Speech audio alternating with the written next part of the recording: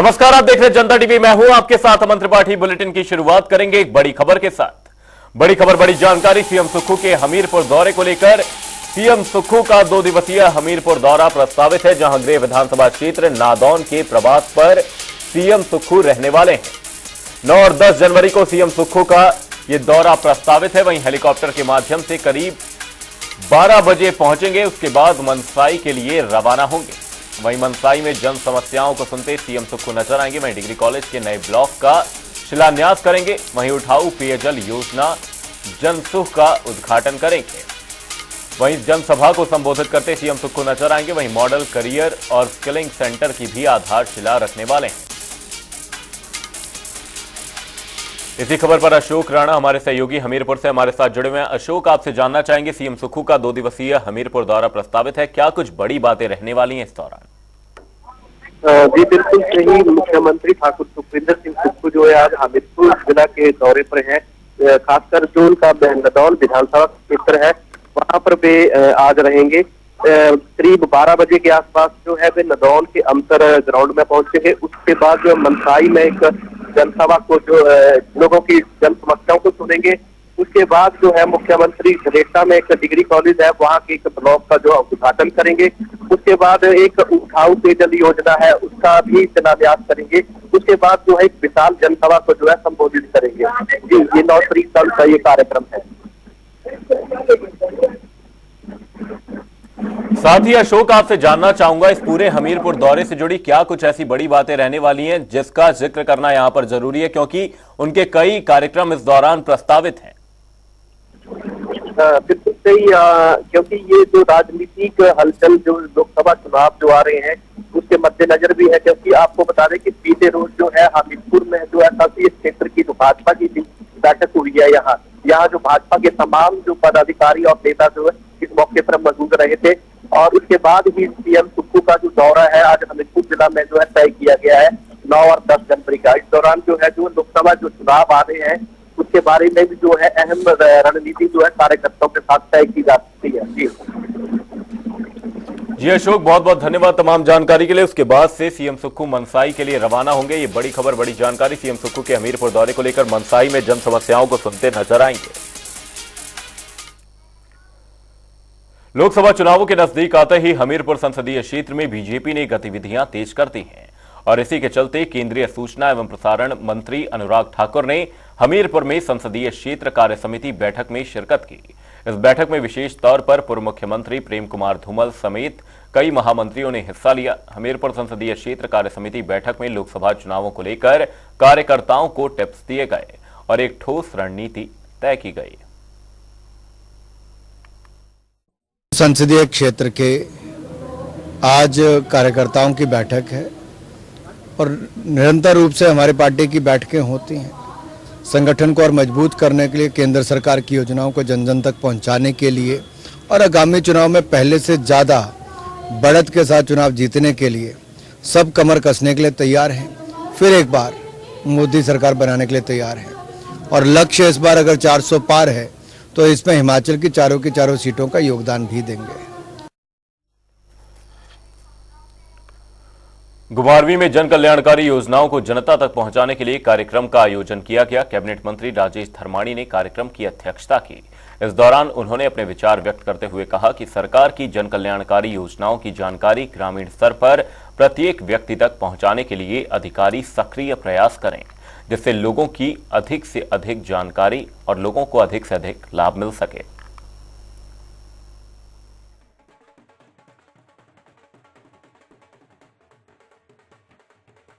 बल्कि हम पूरे समाज के लिए, पूरे देश प्रदेश के लिए वो काम करते हैं।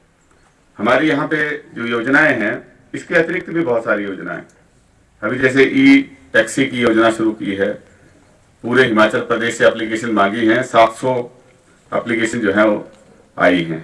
500 गाड़ियां सरकार को चाहिए, तो उसमें 50% आपको इलेक्ट्रिक टैक्सी खरीदने के ऊपर होगी और वो टैक्सी भी सरकार अपने पास लगा लेगी आपको। लेकिन वो खुद अगर ड्राइवर होगा, खुद ड्राइव करने वाला होगा, तो 5 साल में उसकी गाड़ी भी फ्री हो जाएगी और उसको 20,000 रुपये जो है वो महीने का मिलेगा, जिसमें 10,000 रुपये गाड़ी का खर्चा आएगा और 10,000 रुपये 15 उसको बच जाएगा, उसके बाद गाड़ी उसको फ्री में मिल जाएगी। तो इस तरह की योजना है। किसी ने बस डालनी है, उसके ऊपर भी, ट्रक डालने के ऊपर भी इलेक्ट्रिक ट्रक या बस गाड़ी है तो उसको 50% सब्सिडी मिलेगी। बीजेपी के प्रदेश अध्यक्ष डॉक्टर राजीव बिंदल ने मुख्यमंत्री सुखविंदर सिंह सुक्खू के नाहन दौरे पर पत्रकारों से बातचीत में प्रदेश सरकार पर आरोप लगाए।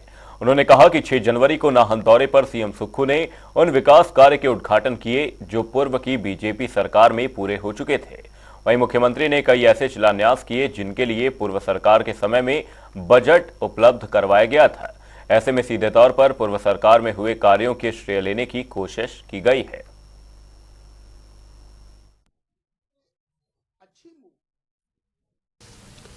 माननीय मुख्यमंत्री श्री सुखविंदर सिंह सुक्खू जी का नाहन क्षेत्र का पहला प्रवास हुआ, उनका अभिनंदन है। वो लंबे इंतजार के बाद नाहन आए। आशा थी कि मुख्यमंत्री जी का आगमन होगा और नाहन विधानसभा क्षेत्र को विकास के मामले में कोई नया कीर्तिमान मिलेगा, परंतु या तो मुख्यमंत्री जी ने स्वयं या फिर हमारे स्थानीय कांग्रेस के नेताओं ने उन्हें जो कुछ बताया वो सब पुराना काम, उसके वो घोषणाएं कर गए और उन्हीं के शिलान्यास करके गए। हमें नाहन की जनता के लिए विशेष रूप से जो उपलब्धि मिलनी चाहिए थी वो नहीं मिली। 22 जनवरी को अयोध्या में राम मंदिर की प्राण प्रतिष्ठा होने जा रही है, जिसको लेकर प्रदेश के लोक निर्माण मंत्री विक्रमादित्य सिंह ने एक बार फिर पार्टी लाइन से हटकर इस क्षण को ऐतिहासिक बताया है। साथ ही विक्रमादित्य ने आमंत्रण भेजने वाली सभी संस्थाओं का आभार जताया है। उन्होंने कहा कि ऐसे अवसर जीवन में बहुत कम मिलते हैं, इसलिए 22 तारीख को इस कार्यक्रम में जरूर जाएंगे।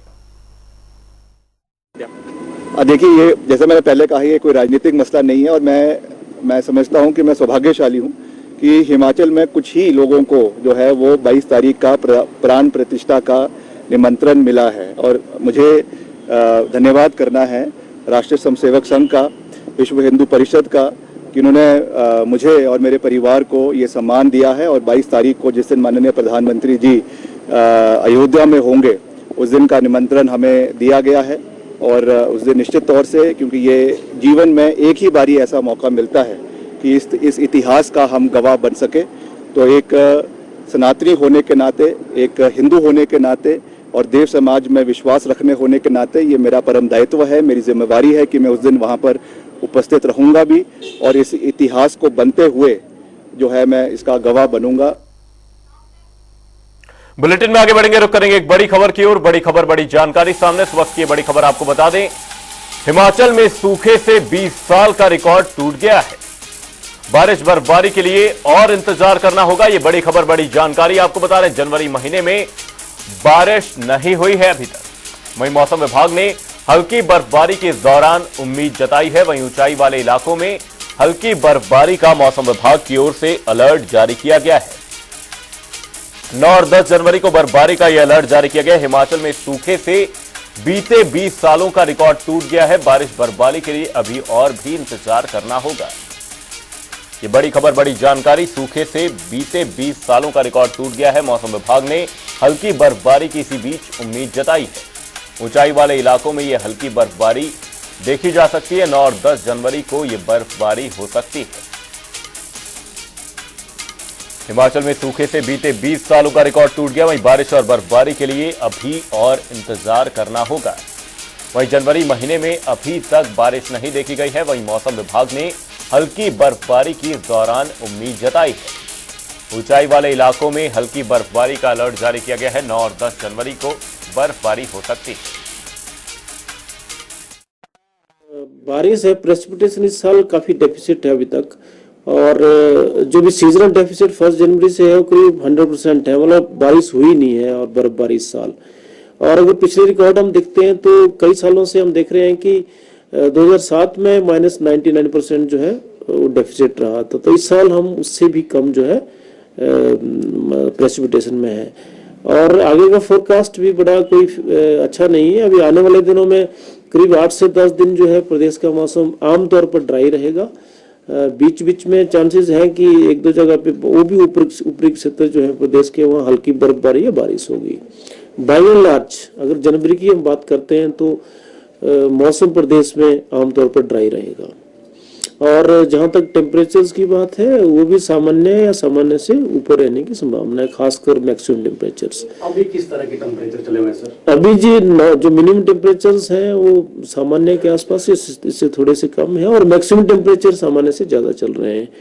और बहुत इंडिकेशन नहीं है कि कोई मेजर WD जनवरी में आएगा और कोई वाइड स्प्रेड या इस तरह की बारिश और बर्फबारी होगी। फॉग भी काफी इन दिनों देखने को मिल रही है, क्या ये फॉग थोड़ी कम होगी या बढ़ेगी? और नहीं, फॉग तो अभी सस्टेन करेगी, इसी तरह की बनी रहेंगी। मॉर्निंग्स में विजिबिलिटी कम रहेंगी, खासकर जो निचले क्षेत्र हैं जैसे बिलासपुर है, ऊना है, मंडी के कुछ एरियाज हैं, इसी तरह से सोलन का कुछ पार्ट्स है, नालागढ़ और बद्दी एरिया, यहाँ पे सुबह सुबह विजिबिलिटी के इशू जरूर रहेंगे।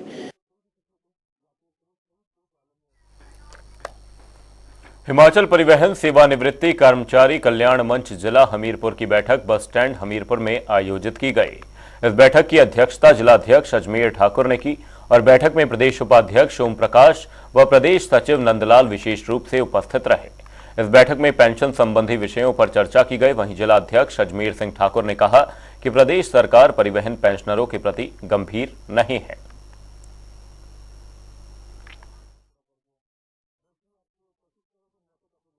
देखिए, हमारी ये मासिक बैठक आज 8 तारीख को हो रही है। इस बैठक में सभी मुद्दे जो हैं पेंशन संबंधी जो उठाए गए हैं। पेंशन की हमारी समस्या कई दिनों से चली है, कई सालों से चली है। पिछली सरकार में भी हमने आवाज़ उठाई थी, वहाँ भी आश्वासन मिले।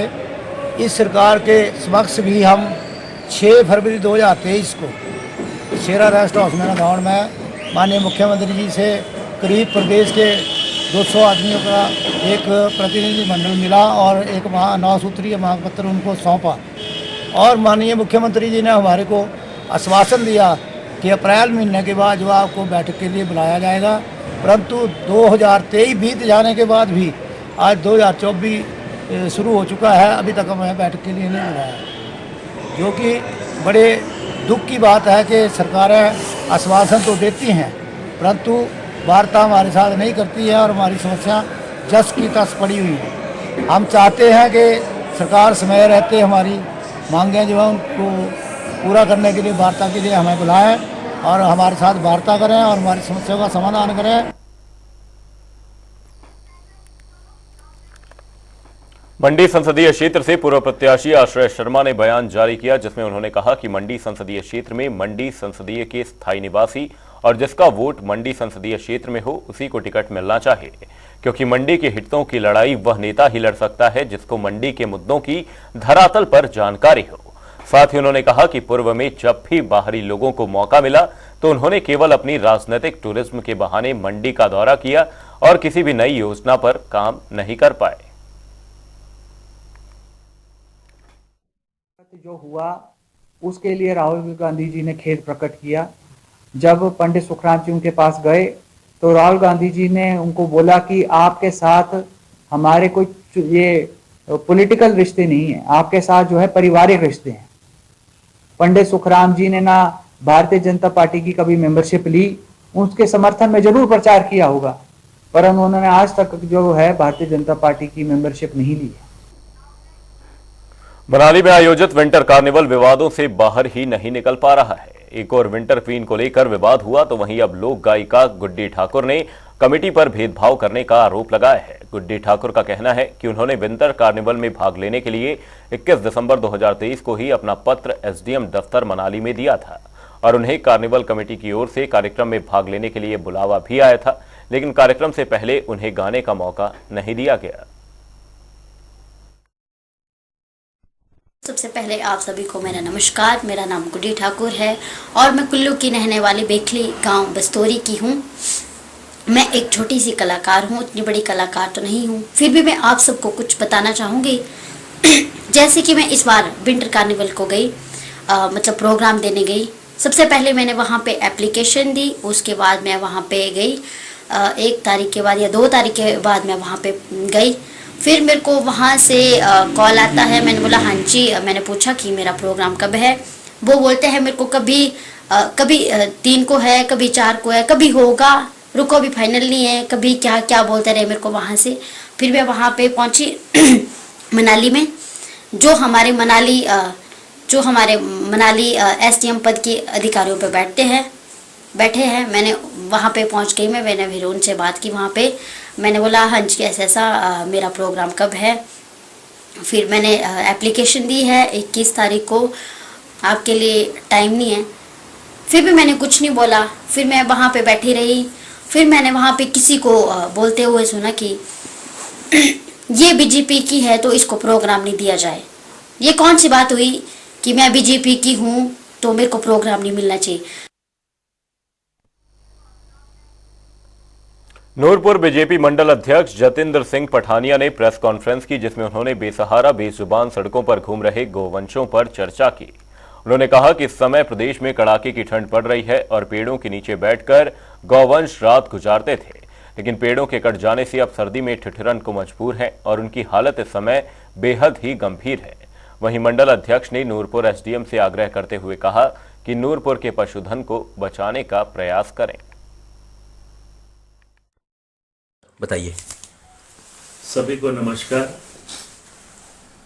आज सर्दी का मौसम है और सुबह सुबह आप सभी को मैंने यहाँ पर प्रेस कॉन्फ्रेंस के लिए बुलाया। पहले तो आपका धन्यवाद कि आप सभी यहाँ पर पहुँचे। आज की प्रेस वार्ता जो है वो नूरपुर के एक ऐसे मुद्दे से जुड़ी है जिसको कोई नहीं उठाना चाहता। मैंने पिछले जितने भी मुद्दे, जितनी भी प्रेस वार्ताएं की, वो लोगों की समस्याओं को लेकर के की, लेकिन आज की ये प्रेस वार्ता जो है वो गौ माता को लेकर के है। आप सभी अच्छी तरीके से जानते हैं नूरपुर के अंदर सड़क का विस्तारीकरण जो हो रहा है उससे सारे पेड़ पौधे जो हैं सड़कों के किनारे के कट चुके हैं। आगे जो आवारा हमारे पशु थे, गौ माता थी, बछड़े थे, वो सारे के सारे उन पौधों के नीचे, उन पेड़ों के नीचे सर्दियों के दिनों में रात गुजार लेते थे।